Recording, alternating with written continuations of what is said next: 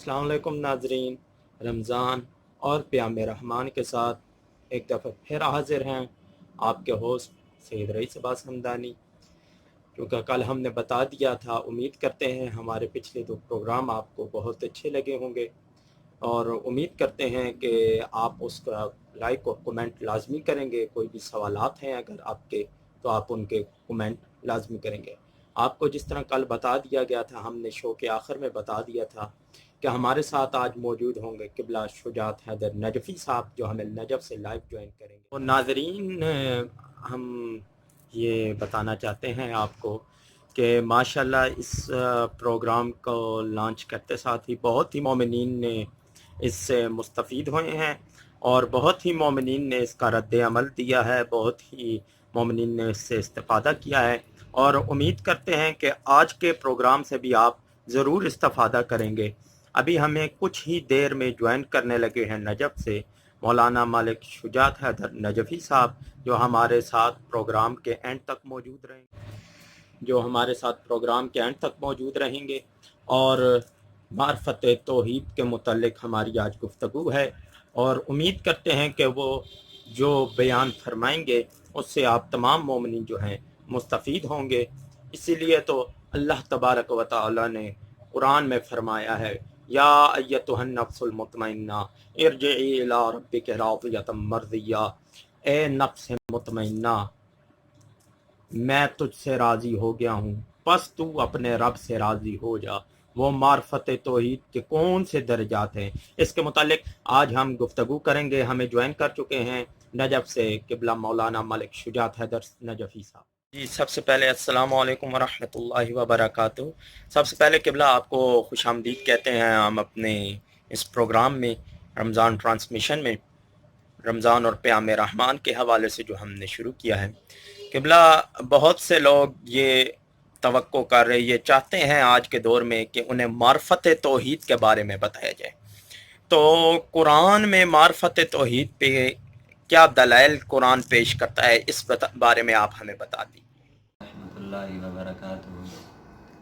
सबसे पहले तो मैं आपको आपके इस चैनल की मुबारकबाद पेश करता हूँ और इसके बाद आपका और आपकी पूरी टीम का मशकूर हूँ कि जिन्होंने मुझे भी इस सवाब में शामिल किया।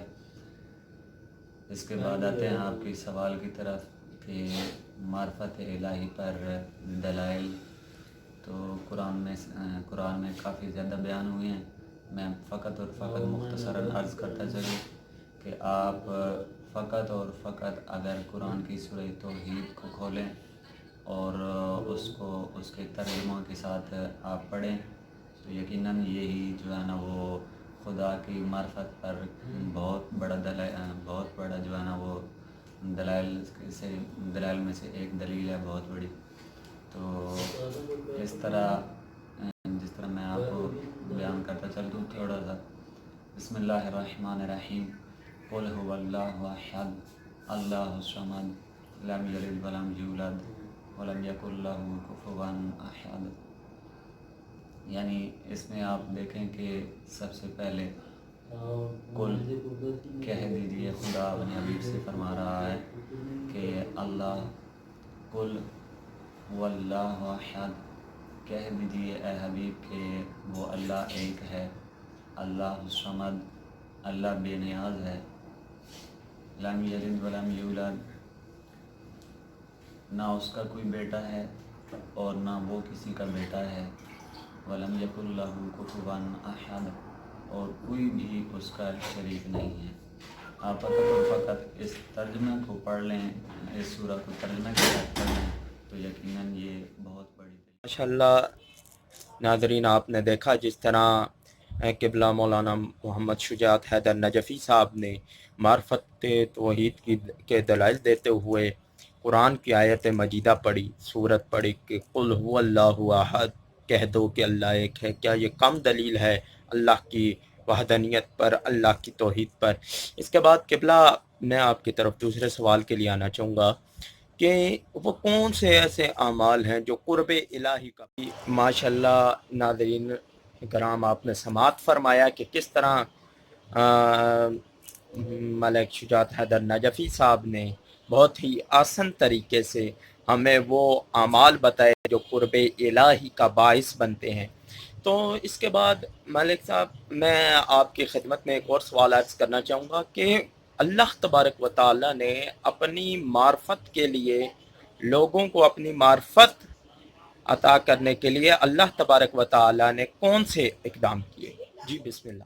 جی، خالق دو جہان نے اپنی معرفت کے لیے اقدامات کیے ہیں، اور میں بیان کیے چلتا ہوں کہ سب سے پہلے جو چیز آتی ہے وہ اس میں انبیاء، خالق دو جہان نے انبیاء کو نازل کیا تاکہ انبیاء کے ذریعے لوگ، انسان جو ہیں وہ اپنے خالق کو پہچان سکیں۔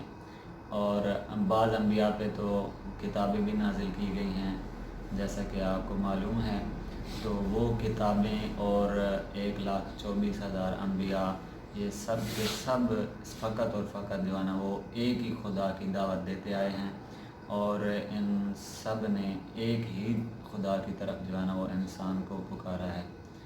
اور اس کے بعد آئیں آگے تو آپ دیکھیں گے کہ خالق دو جہان نے انسان کے اندر ضمیر رکھا ہے، تو وہ ضمیر بھی انسان جب اپنے اندر غور کرتا ہے، اپنی بناوٹ کے اندر یا کائنات میں کسی اور چیز کی طرف دیکھتا ہے، اور ہر چیز میں اسے جو ہے نا وہ اس کا ضمیر تنبیہ کرتا ہے کہ اس چیز کا یقیناً کوئی نہ کوئی بنانے والا ہے جس کی جو ہے نا وہ معرفت ضروری ہے۔ تو یہ چیزیں، یہ ضمیر انسان کا انسان کو جو ہے نا وہ جھنجھوڑتا ہے، ایسے سمجھیں، تاکہ جو ہے نا انسان اپنے خالق کی جو ہے نا وہ بناوٹ، اپنے خالق کی جو ہے نا وہ معرفت پہ توجہ کرے، اپنے خالق کی معرفت کو پہچانے۔ یعنی ضمیر بھی انسان کو اپنے خالق کی معرفت کی طرف دعوت دیتا ہے۔ اور اس سے آگے چلے آئیں تو آپ دیکھیں گے کہ بعض واقعات ایسے رونما ہوتے ہیں کہ جو انسان کو ہلا کے رکھ دیتے ہیں۔ یقیناً یہ واقعات بھی انسان کو جو ہے نا وہ اپنے خدا کی معرفت کی طرف بلاتے ہیں، اور بار بار تنبیہ کرتے ہیں کہ یقیناً انسان کو جو ہے نا وہ اور اس پوری کائنات کو کسی نے بنایا ہے، اور جس نے بنایا ہے تو پھر اس کی معرفت بھی ضروری ہے، اور جو وہ کہے گا پھر اس پر عمل کرنا بھی ضروری ہے۔ جی ماشاءاللہ ناظرین کرام، آپ نے سماعت فرمایا کس طرح انہوں نے بیان فرمایا کہ کون سی ایسے اعمال ہیں جس کے ذریعے انسان قرب الہی حاصل کر سکتا ہے، اور اسی طریقے سے بہت سے ایسے انہوں نے بتائے ہیں طریقے۔ تو اس کے بعد قبلہ میں آپ کی طرف آنا چاہوں گا یہ سوال لے کے کہ معرفت توحید پہ اگر کوئی واقعہ، اگر کوئی معرفت الہی کو ظاہر کر رہا ہے، اگر کوئی واقعہ، تو وہ بیان فرمائیے جس سے مومنین مستفید ہو سکیں۔ جی معرفت خدا پر تو بہت سارے واقعات دلالت کرتے ہیں، ان میں سے میں آپ کی نظر میں ایک دو پیش کرتا ہوں۔ ان میں سے ایک واقعہ یہ ہے کہ ایک دفعہ منکر خدا گیا کسی دیہاتی علاقے میں، تو وہاں اس نے بڑھیا کو دیکھا، تو وہ بڑھیا اپنا چرخہ چلا رہی تھی۔ اس کے پاس گیا، قریب گیا، اور اس بڑھیا سے سوال کرنے لگا کہ تم خدا کو مانتی ہو، تو اس پر تمہارے پاس جو ہے نا وہ کیا دلیل ہے؟ تو اس وقت بڑھیا نے جو ہے نا وہ اپنا چرخہ روکا اور اس منکر خدا کو متوجہ کیا، اور متوجہ کرنے کے بعد کہا کہ دیکھو، یہ ایک چھوٹا سا چرخہ جب بغیر چلانے والے کے نہیں چل سکتا، تو اتنی بڑی کائنات کس طرح بغیر چلانے والے کے چل سکتی ہے؟ تو یعنی وہاں پہ اس بڑھیا عورت نے جو ہے نا وہ اپنے اس چرخے کے ذریعے جو ہے نا وہ معرفت خدا کی طرف اس منکر خدا کو متوجہ کر دیا۔ اور اسی طرح ایک اور واقعہ لے لیں کہ ایک بادشاہ اور وزیر کا واقعہ ہے کہ بادشاہ جو ہے وہ منکر خدا ہوتا ہے، اور وزیر جو ہے وہ اسلام شناس ہوتا ہے، اسلام سے واقفیت رکھتا ہے، اور کرتا یہ ہے کہ وزیر بادشاہ سے مخفی طور پر ایک محل تعمیر کرواتا ہے، اور محل تعمیر کروانے پر اس کے اندر مطلب مختلف سی چیزیں لے کر آتا ہے جو اس کی خوبصورتی پر دلالت کرتی ہیں۔ اسی طرح محل کے اندر نہریں جاری کرتا ہے، اور جب محل تعمیر ہو جاتا ہے، مکمل ہو جاتا ہے اس کا کام، تو اس کے بعد یہ وزیر اپنے بادشاہ کو کسی بہانے کے تحت وہاں تک لے کر جاتا ہے، جب بادشاہ جاتا ہے اور محل کا مشاہدہ کرتا ہے تو بادشاہ کے ذہن کے اندر سوال پیدا ہوتے ہیں کہ آیا یہ کیسے بن گیا ہے اور یہ کس نے بنایا ہے۔ یہ جب بادشاہ سوال کرتا ہے کہ کس نے بنایا ہے تو اس وقت اس کا وزیر کہتا ہے کہ بادشاہ سلامت، یہ اس کا گارہ کہیں سے اڑ کر آیا، کہیں سے اس کی اینٹیں اڑ کر آئی، اور اسی طرح مطلب یہ خود بخود جو ہے نا وہ بنتا چلا گیا اور اتنا سارا کام ہو گیا۔ تو بادشاہ نے جو اس وقت اپنے وزیر سے کہا کہ کیا یہ میرے ساتھ مذاق کر رہے ہو، تو اس وقت بادشاہ سلامت نے کہا کہ یہ کیسے ہو سکتا ہے کہ یہ بغیر جو ہے نا وہ بنانے والے کے بن سکے۔ تو بڑا خوبصورت جو ہے نا وہ پھر جب دیکھا اس نے وزیر نے یہ کہ اب یہ موقع مناسبت ہے کہ بادشاہ کو اسلام کی پہچان کروائی جائے، تو وہاں پہ اس وزیر نے جو ہے وہ بادشاہ سے کہا کہ دیکھو بادشاہ سلامت، جب یہ اتنا چھوٹا سا محل جو ہے وہ بغیر کسی بنانے والے کے نہیں بن سکتا، تو پھر یہ اتنی بڑی کائنات کس طرح بغیر بنانے والے کے بن سکتی ہے۔ اب یہاں پہ بھی پھر وہ بادشاہ جو ہے نا وہ اسلام شناس ہوا اور اسلام قبول کیا اس نے۔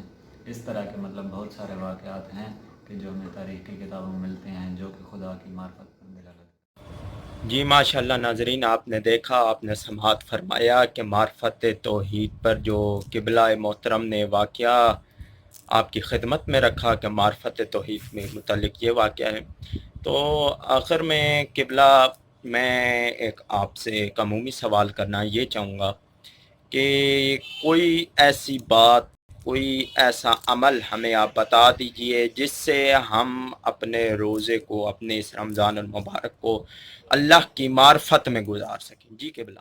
جی عرض کرتا چلوں کہ ماہ رمضان میں آپ کیسے خدا کی معرفت حاصل کر سکتے ہیں، تو اس میں ایک طریقہ کار یہ بھی ہے جو کہ آپ اپنا رہے ہیں، اپنے اس چینل پہ لوگوں کو جو ہے نا وہ معلومات فراہم کر رہے ہیں، یہ بھی ایک طریقہ کار ہے۔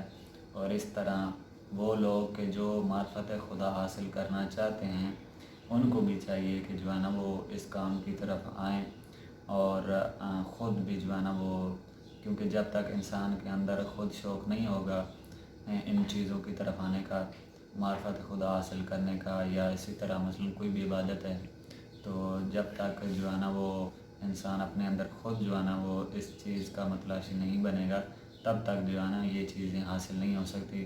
تو اس لیے ضروری ہے ہر انسان کے لیے کہ وہ اپنے آپ کو اس ماہ مقدس کی برکات کو سمیٹنے کے لیے جو ہے نا وہ خود اپنے آپ کو پیش کرے اور ان چیزوں کو حاصل کرنے کی کوشش کرے۔